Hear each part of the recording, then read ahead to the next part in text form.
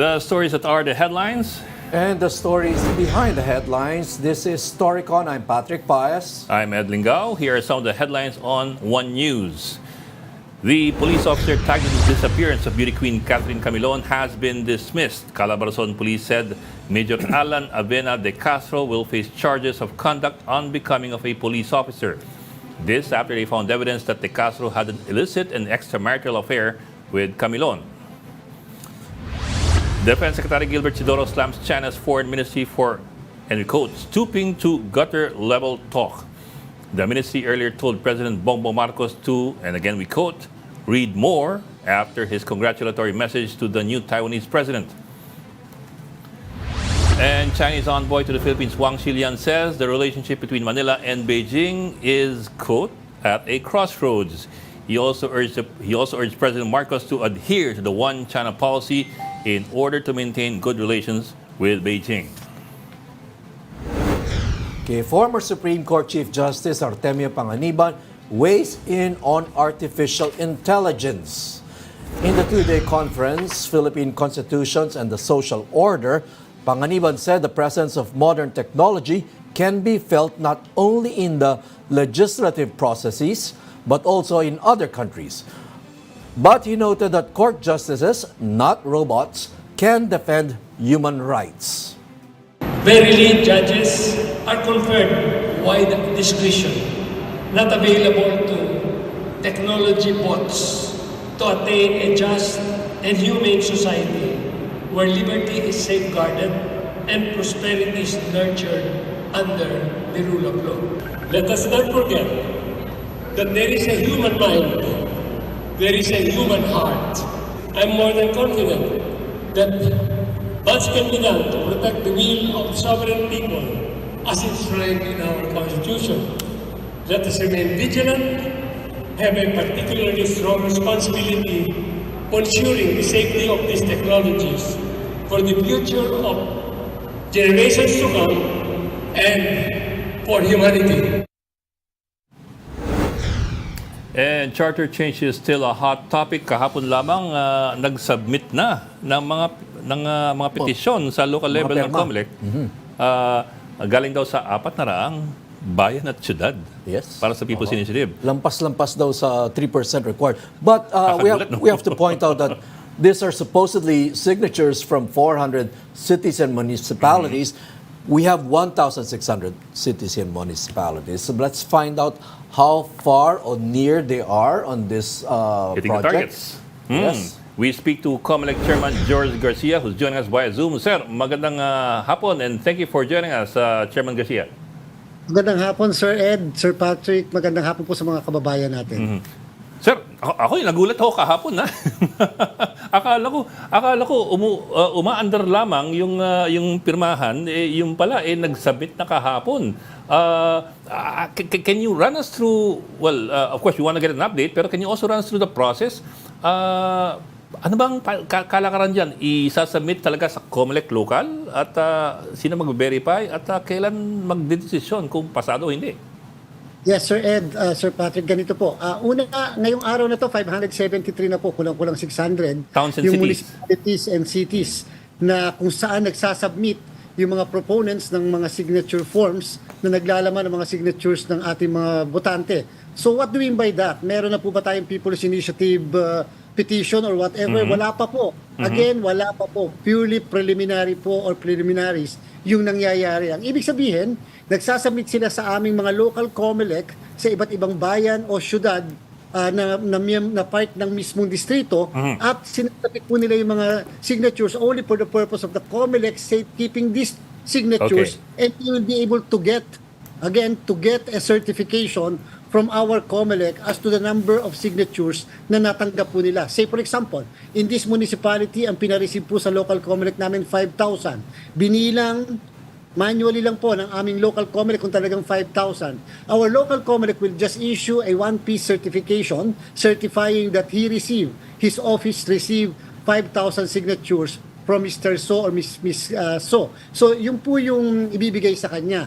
Sure po na yung mismong certification na yon, in the event that they will really proceed with the filing of a petition for a people's initiative, it will form part as an annex or as an attachment doon sa petition na yan. So kailangan po nila yung annex na yon. Otherwise, the petition will not be declared sufficient in form, kahit doon sa form, and then later on in substance. So meaning to say, they will have to submit all of these signatures in all the municipalities or cities that will constitute the district. Take note, we have all in all po 253 districts nationwide. Apo. Ngayon po, hindi nangangahulugan, palagay ko, hindi nangangahulugan na kinuhanan nila lahat yung municipalities or cities in that particular district. Take note, 3% lang po ang kailangan ng proponent para po mag-proceed do sa distrito na yon. So, if I am able to get 3% in just one municipality, that's enough. If I am able to get the 3% in two municipalities, that's enough. So, yung pong sinasabi ko kanina na 573 may constitute several districts already. Targetin, bale po parang kung ikaw gagawa nito, tatargetin mo yung populated areas kung saan mas madaling kumuha ng pirma and you can get the 3% of the district. Meaning to say, kahit titulo mo na sa Metro Manila and Luzon, I guess, no? They don't have to go far. Ganun po ba yun? Yes, sir. Chairman? Yes, sir. So, but ang mangyayari po, sigurado kung depende sa strategy ng proponent, sigurado po na kung halimbawa 10 municipalities and 1 city itong distrito ko, baka ako pupunta sa iba pong bayan, baka po mahirapan pa ako. So, focus na lang ako, nabanggit po ni Sir Ed, sa highly populated area. And doon na lang po kukuha ng 3% ko. Baka nga, hindi lang 3, baka nga 5% pa. Kasi ang liit lang po, Sir Ed, Sir Patrick, ng 3%. Take note, under the Constitution, ng isang distrito, 250,000 na ang population. So sabihin na po natin na may 100,000 na voting population yung distrito, 3% lang po yun, 3,000 lang po yun. Ang dali pong kuhanin kung technically. But you must be able to get 12% in the entire country. Of the aggregate? Okay. Of the aggregate. And the reality is, even if you are able to get 20%, for example, in the entire country, we have 68 million nationwide as registered voters. Kung isang distrito lang sa 253 na walang 3%, the entire petition will have to fail. Okay, Chairman, do these signature forms indicate what they are for? I mean, yung mga pumirma ba, alam nila para saan itong mga pirma nila? Well, yun po, hindi natin alam kung talagang naintindihan ng mga pumirma yung pong kanilang pinirmahan, but nakita po natin sa social media, may mga pictures at sinabi rin po sa atin ng mga local Comelec natin, may nakalagay po doon na provision that they wanted to change, and that's Article 17, Section 2 of the Constitution, o Section 1, paragraph letter B of the Constitution, yung sinasabi that the Voting Constitution jointly can be amended or revised via a constituent assembly, voting jointly upon the call of the Senate President or the Speaker of the House. So ngayon, ang nakalagay lang po presently doon by a constituent assembly. So yun lang po. So dinagdagan po nila doon sa kanilang proposal. So as to whether the people really understood what they have signed, that is something for the Comelec later on to determine once the proper petition is filed. Now, papusid lang po ako sandali-sandali doon sa next step na mangyayari para po expect ng mga kababayan natin. So kung nakakolekta na po yung mga yung proponents na yan ng sa palagay nila 3 or more than 3% per legislative district, they will have to file now a formal petition before the Comelec. They will have to attach everything and allege everything. The Comelec now, upon receipt of this petition, will have to determine sufficiency in form and substance. For example, naandyan ba yung certification tungkol sa total number of registered voters entire country or per district? Number 2, naandyan ba yung declaration kung sino yung mga petitioners dito, yung address ng petition, etc. Substance, nakalagay pa talaga yung provision ng Constitution na gusto nilang baguhin. If the Comelec is satisfied na accomplish yung mga requirements na hinihingi natin, ministerial po yung duty namin, we'll just declare that the petition is sufficient in form and substance. Yun na pa yun? Tapos na kaagad? Hindi po. When the Comelec and Bank will determine sufficiency in form and substance, Sir Patrick, Sir Ed, we will now authorize our local Comelec to proceed with the verification of signatures. That is the only time that they will look into the 5,000 signatures that they received several weeks ago or several months ago. They will have to proceed and determine, number 1, botante ba talaga yan? Number 2, signature ba talaga ng botante yan based from our records. So i-compare doon sa records natin. So madami pong posibilidad na may mawala pa sa listahan dahil hindi botante, dahil hindi niya signatures yan, o baka naman nabili yung may mga ebidensya talaga nagpapatunay nabili yung kanyang pirma o tinakot siya o na-terrorize siya. So, pwede pa pong mabawasan yung mga signatures na meron kami. And then after that, magse-certify yung mga local Comelec namin as to how many signatures were left after the conduct of the verification. Doon namin malalaman ngayon, pag sinentralize na sa amin, na-compute namin, kung nakuha ang 3% and 12% in the entire country. Okay, and Pero- after that, tapusin nyo And na. after that Plebiscito na. po, we are given only up to 60 days, not earlier than 60 days, but not more than 90 days to conduct the plebiscite. Plebiscite po. Kasi alam niyo po sa ating saligang batas, whether it is Constitutional Convention, Constituent Assembly, or People's Initiative, the end result will always be a plebiscite. You will have to ask the people yes or no, are you amenable to the proposed amendment? Ngayon po, kung ang proponent ang tatanungin, dapat po, sabi ng saligang batas, ang makuha dapat ng yes ay majority of the votes cast. Ang taas po nun. Ano po yung majority of the votes cast? 68 million ang botante natin. Ang nakaboto lamang sa plebisito, 50 million. Ang dapat na makuha ng yes is 25 million plus 1 Plus one. votes in order to declare them as winner and the Constitution will be amended. So, Chairman, it's a long and tedious process. Sabi nga nila, this is not the easiest way to amend the Constitution. Tama po ba, di ba? So, when are we looking at a possible plebiscite, theoretically, hypothetically? Sir Patrick, hindi ko po mabanggit ang exact date. Depende po kung kailan sila magpa-file o magpa-file pa ba sila ng petition. Nakadepende po lahat.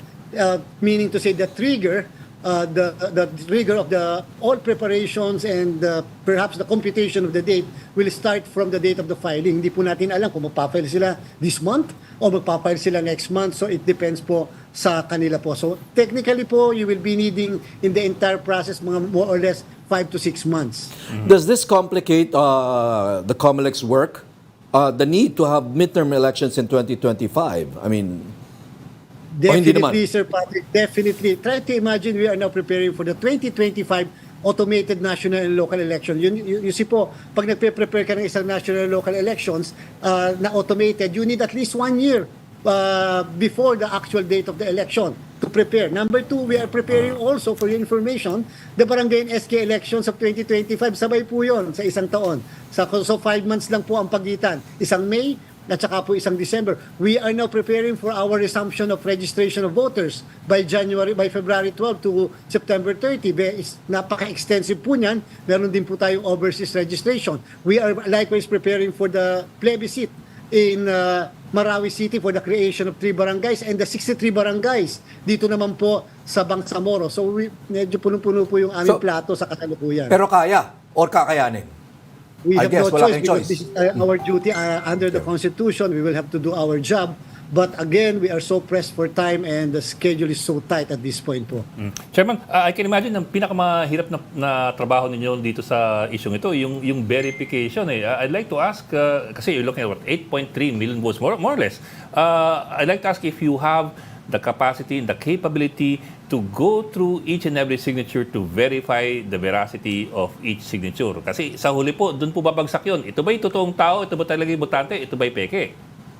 Yes, Sir Ed, that's the right and proper question. But take note po, hindi po centralized ang verification ng signatures.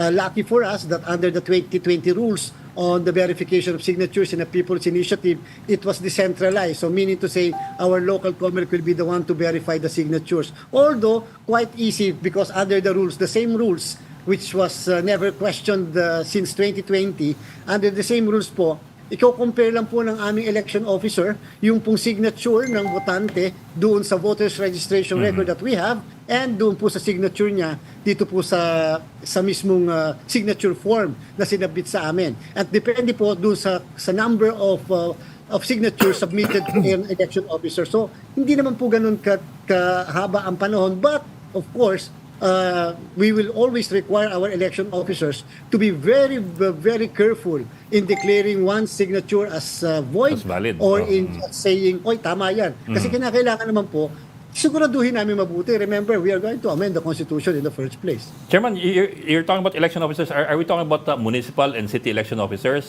In which case, how many, I don't know, how many people do they have to, or how many signatures would they have to take care of on the average, kung sakali? Basta po, Sir Ed, we have one election officer per municipality, one election officer per city, and we have other election assistants and other employees in the office of the election officer. So practically po, if we have 1,600 municipalities nationwide plus yung cities, then mga 1,900. But of course, sabi ko nga po sa inyo kanina, sa simula pa lang, maybe yung proponent, hindi naman niya kinuhanan yung lahat Hindi naman ng lahat. mga municipalities ng distrito. So, baka nakakonsentrate lang siya sa isang city. In that case, then masyadong madaming trabaho ng aming local Comelec doon sa city or municipality kung saan nag-concentrate ng pagkolekta ng signatures. Chairman, yung pag-verify ho ba, kasi of course, you're looking at the physical signature dun sa signature forms na ibibigay nila o binigay nila. Saan yan ibabangga? On a digital, against a digital copy that Comelec has or the election officer has, or a physical copy dun sa pinirmahan nila nung sila nag-register as voter? In Yes, other words, sir. We have are we the looking at copies digital po. copies or are we looking at paper to paper? We have the copies po ng binanggit nyo, yung pong voters registration record. If you can still remember, at the time that you registered yourself as a voter, nag-accomplish po kayo, nandun po yung mga signatures nyo. And at the same time, meron din po kami, Sir Ed, Sir Patrick, na EDCVL ang tawag natin dyan, Election Day Computerized Voters List. If you can still remember, nung election ng barangay and SK elections, when all of us have voted, meron po tayong na-fill upan o pinirmahan sa loob ng presinto bago po tayo umalis. And that's the EDCBL. Nandun yung signature ng botante, and at the same time, meron po kaming original signature din na nandun po sa voters registration record. So quite easily, our election officers can just compare all of these signatures. Sir, but what about the question of whether or not the voter or the signer, signatory ba? Sorry, whether the signatory did so on his own volition and he did so in an informed capacity. Is there any way or to verify that, or that is already beyond the scope of Comelec? Well, pag tinignan niyo po yung guidelines, parang beyond the scope of the Comelec. But again, as I have told you, we will not, hindi po tayo papayag ng ganun-ganun lang. Kasi po, silent naman yung rules namin. So sa amin, a voter can just withdraw his signature. It's a free country. Hindi naman siya pinilit. Kung hindi siya pinilit na pumirma, hindi rin siya pwedeng pigilan na withdrawin yung kanyang signature during the verification part. Or at the same time, anybody can present evidence to our local Comelec saying this signature was taken using public funds or private funds, as the case may be, and therefore hindi to free consent of the signatory. So pwede pong mga ganon dahil hindi naman po ang purpose ng verification is just comparison. The purpose also of the verification is really to determine whether the voters had really, number one, understood what they have signed, and number two, that they have freely signed such a document. Pero Chairman, otherwise, other than receiving any complaints to the contrary, there will be presumption of regularity if the signatures match. That's right po, you're correct, Sir Ed, and therefore we'll just rely on what is contained, what is the record before the Comelec. That is what is also contained in the guidelines of 2020. Chairman, ano po, pasingit pa ako. In 2006, I remember that Supreme Court ruled against the Lambino petition. Was it 2006? Against the Lambino petition, finding several grounds initiative. Gustong Ito yung sinasabi na sufficiency in form and substance. Can you run us through Can you run us through the main points that we will have to watch out for, that yung taong bayan, pag tinignan natin tong mga petition na ito, pag sinampa na o pati yung mga pirma, kung ano yung kailangan nating bantayan na dapat nandun? Sir Ed, nung unang petisyon, ang tawag natin yan, Santiago versus Comelec case. Sa Santiago versus Comelec case, the petition was thrown out, was dismissed simply because sabi ng Supreme Court, there was no enabling law. Yung Republic Act 6735 is not the enabling law, sabi ng Supreme Court, na pwede mag-amend ng saligang batas. Ang sabi po ng Supreme Court, yung provision ng Constitution is not automatically, can be automatically executed. There should be an enabling law. Okay. And therefore, Republic Act 6735 at that time, sabi ng Supreme Court, is just a law for purposes of amending local legislation or ordinances. Now, here comes the case of Lambino versus Comelec. In the case of Lambino, nandun pa rin po yung Republic Act 6735. But this time, the petition of Lambino was dismissed simply because only for one reason. Yung po mga signatories, ginawa silang supporting petitioners. Sabi ng Supreme Court, dapat sila ay main petitioners. So, bigla po kayo magtataka, bakit hindi nag-discuss ang Supreme Court na dapat dinismiss din ng Lambino case simply because walang enabling law, walang law na nag-a-amend ng Constitution. That's 6735 na dineclare nga nila na not enough law. Earlier. Yung po pala, yes, sir. Yung po pala, silang Lambino nag-file ng motion for reconsideration. In the motion for reconsideration, there was a 2-page ruling by the court, signed by the clerk of court, na kasabi sa last paragraph that 10 justices of the Supreme Court at that time voted that indeed 6730, the proper time will come sa amin sa Comelec, and sa bandang huli po, the Supreme Court will have to make a definitive ruling as to whether Republic Act 6735 or not is a valid law or is the law implementing the provision of the Constitution. Pero Chairman, tama ba yung tindi ko? As of the last jurisprudence ng Supreme Court, it appears to be... Not in accordance with jurisprudence in the interpretation ng ating pong Supreme Court. Chairman, is it within the purview of the Comelec to determine or decide whether those signatures were properly obtained? Yes, sir. It is within our jurisdiction. But of course, Sir Patrick, napaka-limited yung pwede namin magawa because we were so limited by the... So, is it possible for the Comelec to go that deep into investigating these Yes, sir. things? Yes, sir. Definitely, we will be instructing our election officers simply because ganito po yung Sir Patrick. But of course, there should be enough evidence so that we will exclude the signature of a voter. Take note po, hindi naman po pwedeng nag-allege ako dito sa municipality ito, namigay kasi ng ganito, namigay kasi ng ganyan. Yung projects para ng gobyerno, pinamigay na ganyan, kaya pinapirma. Tama po yun kung merong ganong ebidensya, but that cannot affect the entire signature. Paano naman po yung valid yung signature? So dapat po talaga ang ebidensya to be presented is on a per signature basis. Dapat po may ganun. Otherwise, so it's so unfair that we will say, ay nabayaran kasi yung buong bayan na yan eh. Kaya talaga yung buong bayan na yan, tanggal. But what about those who really freely sign the document? Okay. Yung proseso po ba ng Comelec bukas din sa mga complainant o mga kokontra dun sa Yes, sir. People's Yes, sir. Initiative? Definitely. Sa opisina po namin kasi gagawin ng verification. At we gave the instruction that we will allow definitely the public and everybody to observe and be there during the verification process. Although, Sir Patrick, Sir Ed, later pa po yun. Masyado pa pong malayo sa hininga yun dahil nga hihintayin pa natin. Baka naman biglang hindi i-file pala yung petition. Baka naman maya-maya nangongolekta lang ng signatures. Wala naman palang petition na mapafile sa Comelec. Sir, ba't sila mangongolekta ng signature kung... Alam nyo kasi, Sir Ed, Sir Ed, walang expiry date yung signatures. Oo nga, sir. Walang expiry date eh. So in other words, they're not constrained by any timetable except yung yung gusto ba nila mangyari ito bago mag-midterm o bago mag-presidential election. Otherwise, bahala sila sa buhay nila kung kailan nila gusto. Yes, sir, that's right po. Yun po.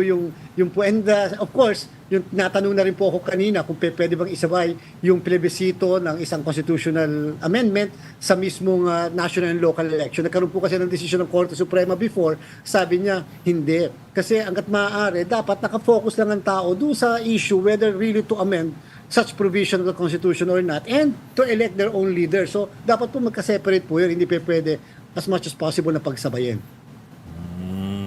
Okay. Sir, I wouldn't want to be in your shoes right now. Dami yung trabaho gagawin.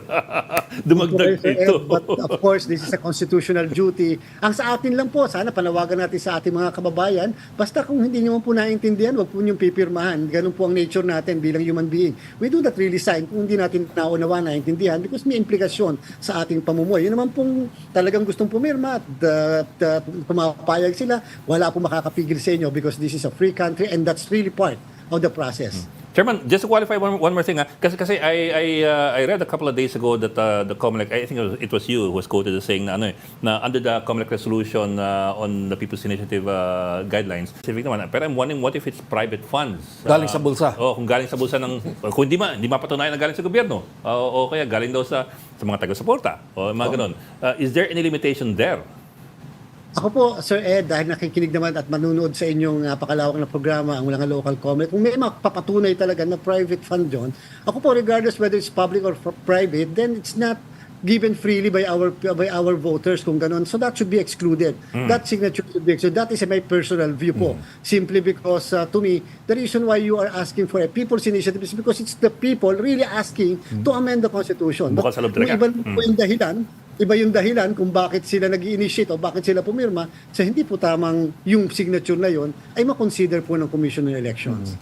But would it be tantamount as well to vote buying? I know it's not really a vote per se, pero is it something Signature along those buying. lines? Oh, signature buying. Actually po, Sir Ed, Sir Patrick, yun nga po yung isang palaisipan hanggang ngayon. Simply because wala pa po tayo sa election period. Yung pong vote buying. oo nga. Lusot yan, the usual. Will only come in. Ang namigay local officials, kung sino man yung ano man yung posisyon, ang Office of the Ombudsman po ang may jurisdiction. But as far as the Comelec is concerned, wala po kaming jurisdiction. So, pag tinignan nyo nga po yung sinate nyo, Sir Ed, na resolution namin, hindi po siyang maliwanag kung paano namin ipapatupad yung sinasabing bawal ang paggamit ng public funds. So whether public or private, but ako personally, then that should be removed because hindi ito freely given by our people. Sabi nga kahapon ni Senator Amy Marcos, mga kontratista daw ginagamit. Yun ang balitang dumarating sa kanya. Chairman, do these signature forms indicate, the ones that are being submitted to the Comelec offices, do they indicate who is behind them? Sino yung nagpapapirma? May nakalagay pong name doon sa form na siya po yung pinaka-ino-authorize ng mga signatories na magre-represent sa kanila, and at the same time more or less nakalagay na rin po doon kung sino yung magiging kasama sa main petitioner doon po sa petition na kung sakasakali ipapile po sa atin. Hopefully po sana makakuha kayo ng snapshot ng picture man lang nung mismong form at hindi na po manggaling sa akin kung sino yung name na nakalagay po doon. Pero po, doon po sa signatories, yung mga di umano'y pumirma doon sa signature sheet, what else has to be there as far as the signatories are concerned? Do they also have to indicate, for example, contact number, addresses, and so on down the line? O simpleng pirma lang? Kasi kung simple pirma lang, kung parang chicken scratch yun, parang kung doktor ang pumirma, di ba? Hindi mo maintindihan. Be there as far as concerned. Dapat po, nandun siyempre yung first name, middle name, and then So, the middle name at saka family name dapat nandun. Address, and at the same time, kasama na rin po ang precinct number and the barangay of the voter. Dapat po kumpleto yung kasi po yun ang gagamitin namin basihan sa aming pong verification. And of course, the form should contain what is the provision of the Constitution that they wanted to amend. And specific po doon, nakalagay mismo talaga yung wordings per wordings, including the comma, nung mismong provision of the Constitution that will be amended. And the proposed amendment. That's pretty specific, ha? Doon sa mga signatories, ha? Pati yung precinct number, tama, Chairman, precinct number. At address, precinct number, family name, middle name, at saka po first name. Also for ease of verification, I suppose. Yes, sir. Okay. Okay. Wala na. Dami natin nakuha kay Chairman. Said na, Chairman. Maraming salamat, Chairman, sa oras Yes, sir. nyo. Thank you, sir. Sir Patrick, Sir Ed, maraming salamat po. Mabuhay po kayo. Ingat po. Okay. Madugo. So, mahaba po. Napakahaba at napakamasalimuot na proseso. But on the other hand, the point is that there's no deadline. So, whether except it's, pa self-imposed hindi nila kailangan habulin yung midterms, pwede even after. O pwede nilang i-installment. Ito muna. Tapos dagdagan pa namin. Meron ba? May 3% na ba? Dagdagan pa natin. Pwedeng ganun mangyari. So, magiging consideration dyan is the political timing, I guess. Sabi nga nila, no? The theory... Political and the public timing. Kasi if they're able somehow to create a snowball effect na parang, gumagalaw na, sige, pipirma na kami. Hindi maghahabol ka ng pirma. Yeah. Ang conventional thinking dyan is it has to happen before the midterms because after the midterms, iba na iniisip ng mga politiko at saka mga tao. Ano na? National elections na. Presidential elections, yes. Tapos interesting yung sinasabi ni Commissioner, in the end, you have to do, if you're into this, you have to do the targeting. You don't need to spread your wings, you just need to go for specific groupings. So you're going after the 20%? No, the 3%. Per district. The 3% per district, you don't need to go to each and every town. Kasi kung hiwa-hiwalayan, magkakalayo yan, kung ilan na naman nandun, ba't mo pupuntahan doon sa malayo? Doon ka lang sa punta mo sa populated centers. Urban areas kung saan mayroong madaling kunin ng mga pirma at madaling makipag-usap at madaling magabot kung sakali. Yun. Nangayuda. Anyway. So you're watching Storycon on One News. We just need to pause for a quick break. We'll be back in a bit. This is the Story Conference Group or the Storycon Group.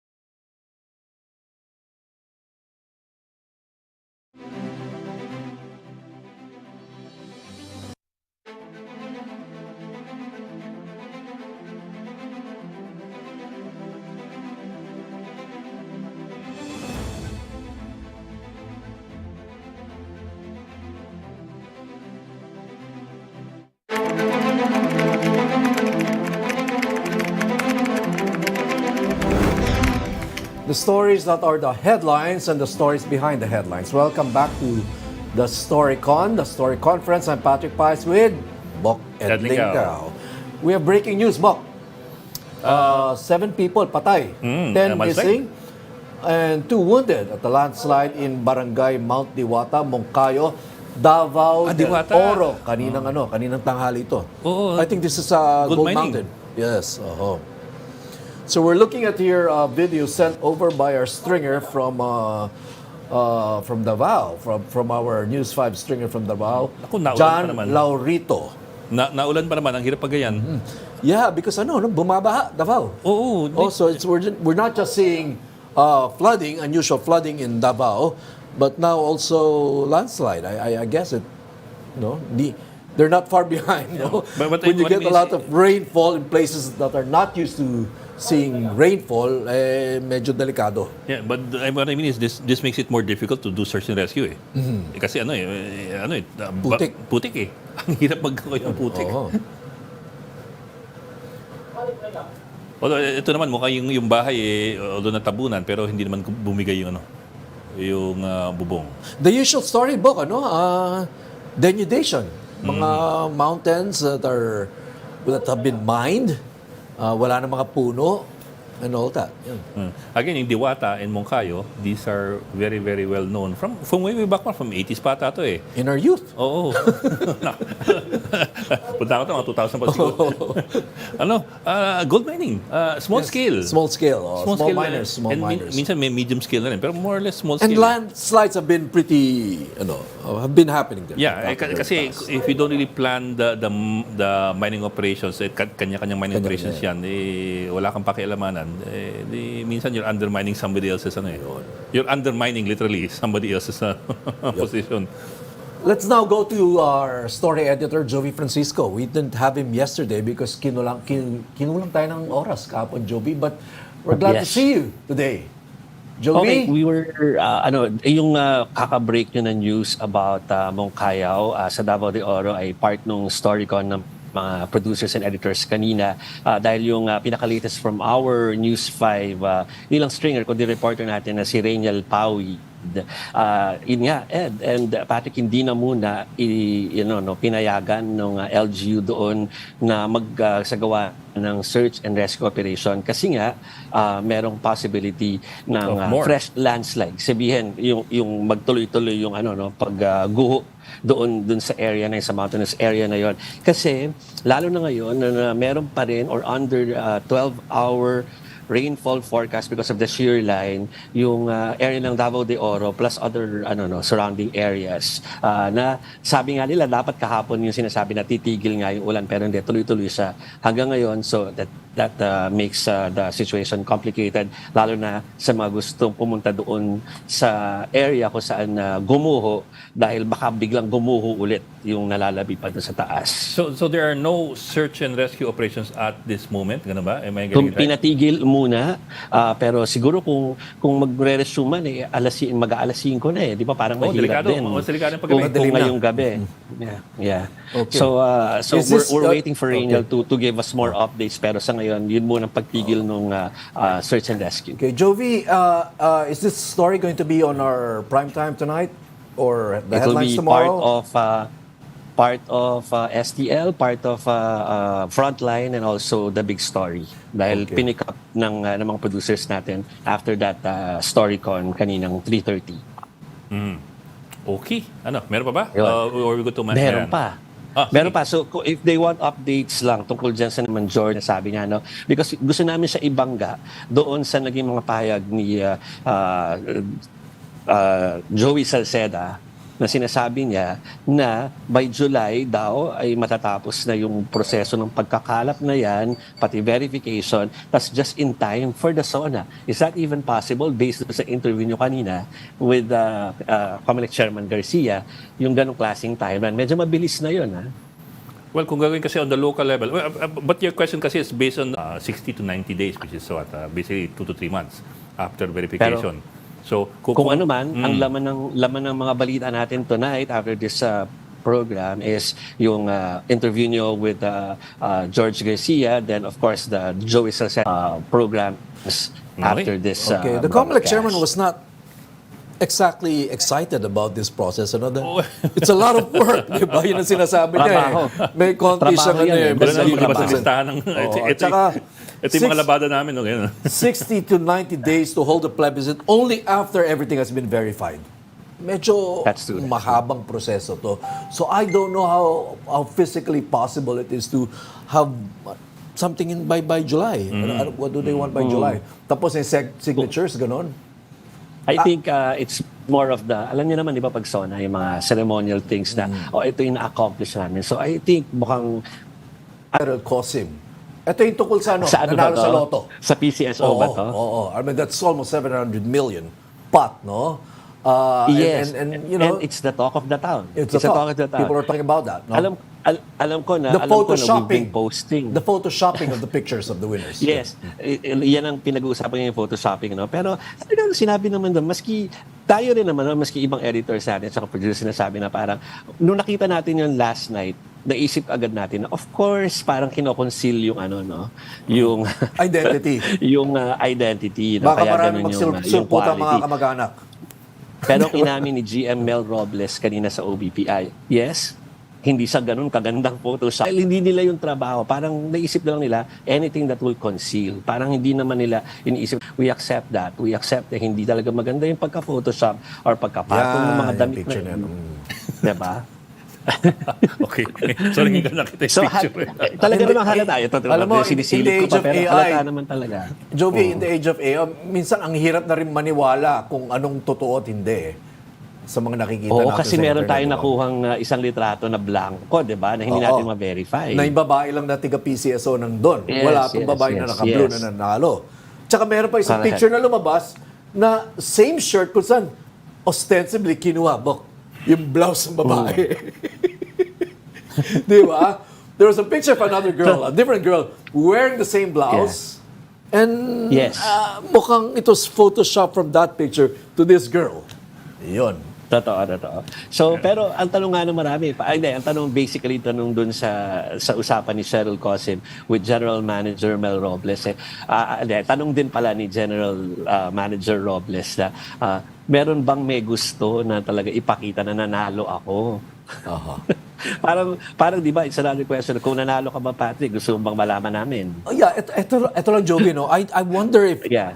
the concealment, the efforts to conceal have been this Crude. Parang mabuti pa yung in the Purna, past. Parang Aging gano'n. Naging issue to ata, Joby. Correct me if I'm wrong. Yes, yung itsura. So, pero yun, ano naman, parang taas kamay na, we're guilty, hindi maganda. Aminado naman doon sa okay. interview kanina with Cheryl Cosim na hindi maganda yung kanilang ginawa. Pero they of course, nagbibigay sila ng reason ba't kailangan nilang gawin to. Pero, yun na nga. It's really about concealing the identity of Hindi kaya, Joby, may-ari ng maraming blouse sore na yun. losers. Laki, Hindi, ano? 600 million, 680 plus million eh. Hindi kaya maraming Grabe, no? bitter dahil sayang eh. Pwede. no? Alam mo ba? Yung lesson, major Alam niyo ba lesson kung ano dito, latest?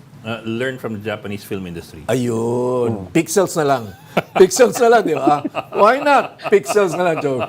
Alam mo ba, Why kanina, Joby is still trying to recover from yung nangyaring insidente kanina sa Afternoon Delight with Tito Lord. That's true. May nabanggit din doon It's about the lugaw. About the lugaw.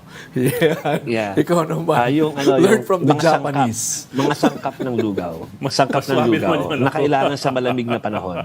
Huwag mo na tuloy, Joby. Okay. Pero Huwag ka na ituloy. suggestion po, sa kung nakikinig ang PCSO, ang suggestion po ni Bok, Pixel. learn from the Japanese. Pixels. Pixelize. Pixelize, Okay, oo. so idagdag ko lang dun sa issue na yun before mag-move on dun sa last na topic natin is yung ang Senate led by Senator Coco Pimentel gusto tuloy imbestigahan. Ito na naman tayo sa investigasyon. Pero imbestigahan lang, hindi dahil dun sa itsura ng pagka-pixelize or hindi pagka-pixelize or concealment ng winner. It's more of ano ba itong nangyayari? Ba't ang laki-laki daw ng premyo? Di ba gusto nga natin malaking premyo? Ba't ang laki-laki daw ng premyo at saka kung ano yung methodology? They want to know. At least isang committee sa Senate. Okay, can we go to the Pasig River na? Sure. What's up? Okay. Again, another effort to clean up the Pasig. Medyo natabunan to yesterday. But it's, Pasig River is a vital part of our Metro Manila geography na tinatawag. So, ni-launch kahapon yung Pasig River Showcase na area kung saan pinuntahan ng Pangulo at saka ng First Lady. So, ang title nitong program na to ay Pasig Bigyang Buhay Muli project. So, sabi ng ating mojo na si Julie Baiza sa kanilang interview, 3 years yung plan to rehabilitate yung areas doon sa 25-kilometer stretch na, so hindi ibig sabihin hindi buong Pasig River. So, at least yung 25-kilometer lang na parte ng buong ng Pasig River. So, siyempre, ang nakikita kasi dito, ngayon dyan sa video, ay yung malapit doon sa post office na area, yung parang beginning point, if ever, doon na talaga masisimula yung rehabilitation na sinasabi. So, maraming tanong ng mga producers natin kanina. So, ang gagawin bang rehabilitation ay yun lang parang yung mga commercial district na yon o yung walkways as tinatawag nila. Paano yung actual river? Pero parang sinabi na rin sa speech ng Pangulo kagabi na parang mahirap na ibalik yung parang, alam mo yun, yung ilog dati na hindi ko naabutan, baka naabutan ni Patrick yung sa mga, pwedeng, may buwaya doon. na pwede Yung panahon ni lumusong. Jose Rizal. Di ba? Oo, Pasig na pwede River, lumusong. Hindi na crocodiles pwede. were endemic in the Pasig River. Yes. Please hanggang Pero panahon ni Rizal. ang gusto na mangyari ng administrasyon ay at least maging functional siya, na hindi siya ganun kadumi, functional na parang Chao Phraya River sa Bangkok. 'Di ba? Na parang it's parang maritime highway ang tawag nila. Part ng maritime highway nila. Parang ganoon ang gustong gawin sa Pasig River, na hindi lang siya parang hindi nadadaanan ng mga naglalakad doon sa tabi, kundi pwede rin talagang path ng commerce. Yung Alam mo naman, mismong Jovi, tubig. anywhere in the world, di ba? Basta riverfront, that's supposed to be prime property. Dapat yan ang That's pinaka, true, that's true. the best spot. Doon nga kami in the nakatira, city. di ba, Patrick? Sa tabi. Ayan, yan po. Itsura ng riverfront Pero natin. hindi po yan yun. bahay ni Joby Francisco. Yeah. Hindi ganyan, hindi ganyan. Ano yan? Parang yan, may mga maapektuhan. Sinabi naman, may mga maapektuhan, gagawa ng paraan, pero kailangan talaga parang parang maayos yung mga walkway very near the Pasig. Isasama na ba, Jovi, dyan sa rehab na yan, yung National Post Office, yung nasunog? Is it part of it? Parang meron nga silang ginagawa, pero parang labas lang muna, di ba? So, wala, ang huli kong dinig sa interview ni Cheryl Cosin din sa OBP ay wala pang linaw yung loob on how to restore it. Pero yung labas, they wanna protect yung facade na. Okay. Okay. Okay. Rizal, meron pa ba? That's it. Kita-kita sa kami na. STL later. Sa STL, ano pag-uusapan natin, Jovi? People's Initiative Yung pa rin? ahas. Yung ahas. Yung ahas sa oo. aeroplano. Not to say na yun lang marami pang iba siyempre lahat ng mga important news pero may concern about yung ahas sa aeroplano na pinapakita natin ngayon. Kung ikaw nasa ilalim niyan, Patrick, ano mararamdaman mo? Panic yan. Sabi nga kanina Medyo ni Gretchen, nakakatawa. buti daw hindi Cebu Pacific yung aeroplano. Bakit? Kung hindi, meron na naman mga innuendos about the legend. Hindi, mabubuhay na naman yung urban legend. Yeah. Urban legend. Slow nga, slow. Diba? AirAsia. Anyway, so that's AirAsia yung aeroplano? Air Asia. Air Asia. Pero Bok, marami hindi Okay. nakakinin na. Ikinento natin na. Ibang henerasyon yun eh. Google po nyo. Google yung Kinalaman Alice ng, Dixon at dinenay na Cebu ngayon. Dinenay Pacific na at ni saka Alice ahas. Dixon. Yeah, and dinenay na ni Alice Dixon yan. So, manugugol na yun. Ba't Alice Dixon? Siya to yung, I think na-corner doon sa dressing room. Di ba, Joby? Yun ang urban legend. Allegedly. Ibang Pero kwento ko ba? dinenay na yun. She's alive Oo, and buhay very na buhay. beautiful. Yes. Yeah. Okay. Okay. Sige, maraming salamat See you sa iyo, tomorrow. Jovenal Francisco. Salamat, Joby. Albay Congressman Joey Salcedo faced the media earlier. Let's bring in News 5's Maran Enriquez. She is on the phone. Man, anong balita dyan? Yes, Boss. Kinumpirma nga ni House Ways and Means Chairman at Albay Representative Joey Salceda yung lumutang na timeline, yung kiniwalat ni Kabataan Party List Representative Raul Manuel na merong timeline sa tinutulong ng People's Initiative sa pag-amyenda ng Daligang Batas. Kung maalala ninyo, sinabi nga ni Manuel na February, meron ng verification of signatures, may printing of ballots by April, tapos may conduct na ng plebiscito sa June 17 at July 8 certification ng approval of the proposal by majority of votes cast. Lahat yan kinumpirma ni by Representative Joey Salceda. Nakita raw niya mismo yung timeline na yan at kinumpirma niya. He said it wanna hit it before July plebiscite. Most of the country, I think by next week, we must have already achieved the 12% ng national. It's a question na lang daw. By next week. Specifically submitting it to the Comelec. Yun yung sinabi ni Teka. So by next week ang nila, ang timetable nila for collection of at least 12%. Yes, ng buong national yan. Yan yung report kanina ni Joey Salceda. And sabi pa niya ngayon, we are already in the process. Pervasively, I think 80% of the country is already in that process. Yung pangungulekta nga nitong mga signature na to. Hindi ba niya nababanggit, 102% hindi ba niya nababanggit, Bok, kung bakit tinuloy-tuloy nila ito, gayong nagkasundo naman daw sila, o daw sila ng Malacanang, ng Kongreso, ng Senado, na itigil muna People's Initiative at mag-conas muna. Magtutuloy-tuloy daw to. Talaga, Bok. Kasi ang alam mo, nabanggit din kanina ni Salceda na yung pinapropose ng Senado ay lamang kakarampot. Ang soundbite nga niya doon kanina. Ito sinabi niya, kulang. Tinimbang ka pero kulang. Kasi yung ino-open ng Senado, tatlo lang, education, Advertising. advertising and public utilities. Public utilities. Sila, gusto nilang buksan pati yung Lupa. foreign investments para nga sa natural resources, pati dun sa paglilis ng public lands, ownership ng private lands, and ng media. Sinabi niya, kapag ino-open nila, umabot nga ng 2% lang yung sa Senate, pero sa kanila, sa House version, 14% ng entire GDP nga yung makukuha. And even sa agriculture, 6% per annum yung malalago. Yun yung pinaglalaban ngayon ng House, ng Kamara. At iaasahan nga natin na kung hindi uupuan ng Senado kasama ang Kamara, itong mga pag-aamyenda, proposed amendment sa batas, mukhang ang matutuloy itong Okay. people's initiative. Kasi meron silang timeline. Okay, natanong ba kay Congressman Salceda kung kasama doon, sabi niya kulang kung kasama Yes. doon sa kulang yung term limits? Hindi. Hindi niya nabanggit yung term limits.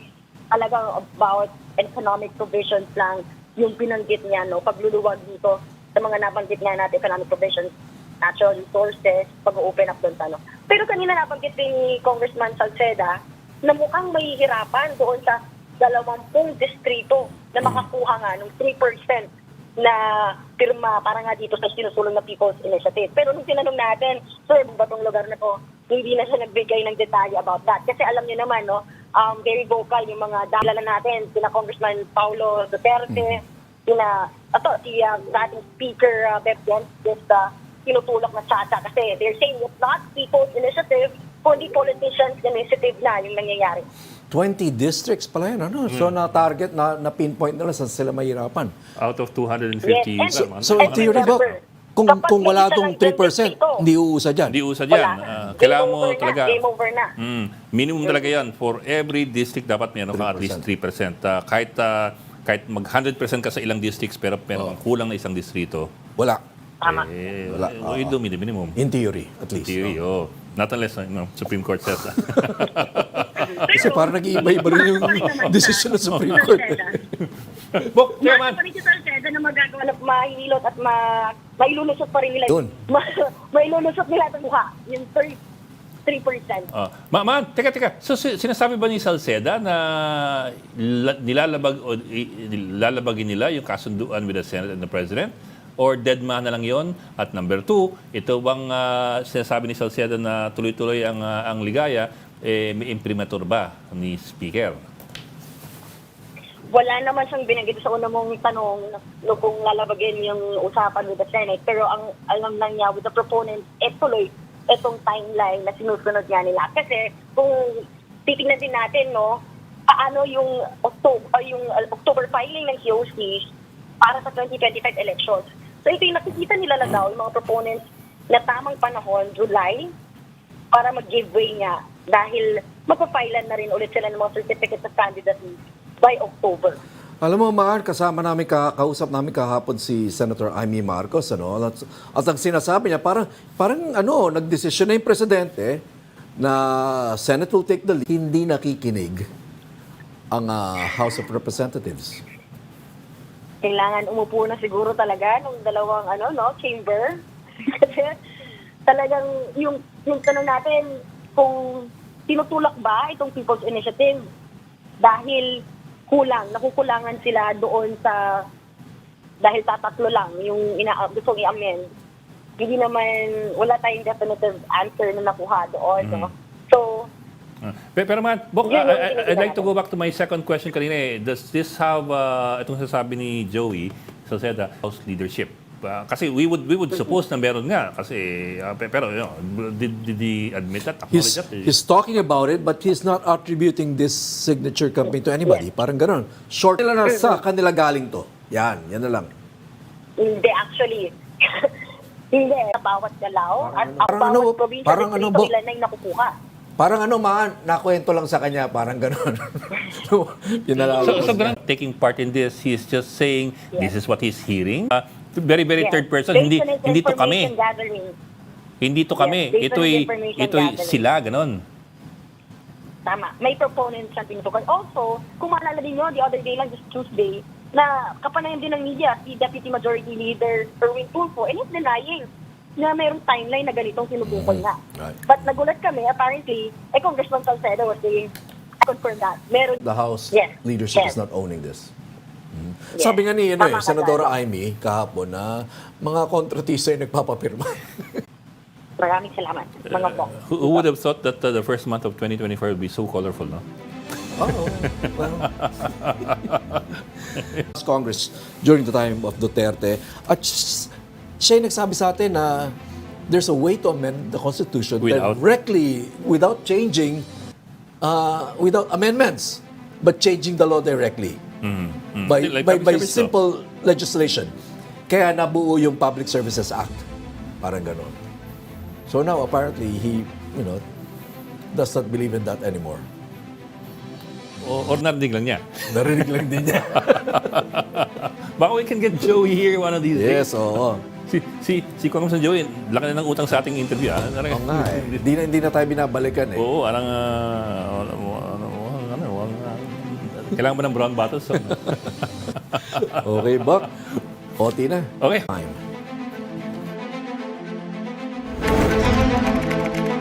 This is the Story Conference Group or the Storycon Group.